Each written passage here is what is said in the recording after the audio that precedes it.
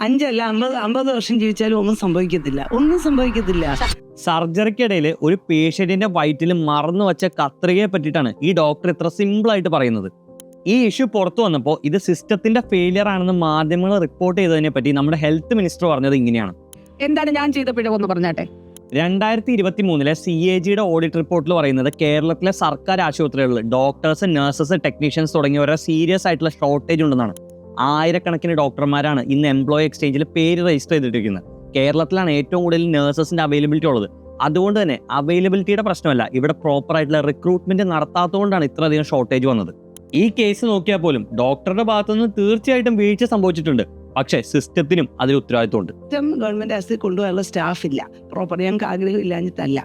ഒരു floor nurse ഇങ്ങനെ വേണം നിർബന്ധമായിട്ടെന്ന് ഞാൻ പ്രൈവറ്റ് ജോലി ചെയ്തപ്പോൾ എനിക്ക് എല്ലാ കേസിനും ഫ്ലോർ നേഴ്സ് ഉണ്ട്. അങ്ങനെ ഒരു സിസ്റ്റം ഗവൺമെന്റ് ആശുപത്രിയിൽ പണ്ട് തൊട്ടേ ഇല്ല. ഇത് ഒന്നാമത്തെ തെറ്റ്. CAGയുടെ ഇതേ ഓഡിറ്റ് റിപ്പോർട്ടിൽ തന്നെ നമ്മുടെ ആശുപത്രികളിൽ വേണ്ട രീതിയിലുള്ള എക്യുപ്മെന്റ്സ് ഇല്ല എന്നും പറയുന്നുണ്ട്. ഡോക്ടർ ഹാരിസിന്റെ സെൻസേഷണൽ ആയിട്ടുള്ള വെളിപ്പെടുത്തൽ ഓർമ്മയില്ലേ? ഇന്നും പല സർക്കാർ ആശുപത്രികളിൽ സർജറീസ് നടത്താൻ പേഷ്യൻസ് സ്വയം എക്യുപ്മെന്റ്സ് വാടകയ്ക്ക് എടുത്ത് നൽകേണ്ട അവസ്ഥയാണ്. ഇത് രണ്ടാമത്തെ തെറ്റ്. വിവരാവകാശം വഴി കേരളത്തിലെ സർക്കാർ ആശുപത്രികളിൽ എത്ര മെഡിക്കൽ നെഗ്ലിജൻസ് കേസുകൾ നടന്നിട്ടുണ്ടെന്ന് ചോദിച്ചപ്പോൾ അതിനെപ്പറ്റിയുള്ള ഡാറ്റ പോലും സർക്കാരിന്റെ കയ്യിൽ അവൈലബിൾ ആയിരുന്നില്ല. തകരാറിലായിട്ടുള്ള ഒരു സിസ്റ്റം തകരാറിലാണ് എന്ന് അക്സെപ്റ്റ് ചെയ്യാത്തതാണ് മൂന്നാമത്തെ തെറ്റ്.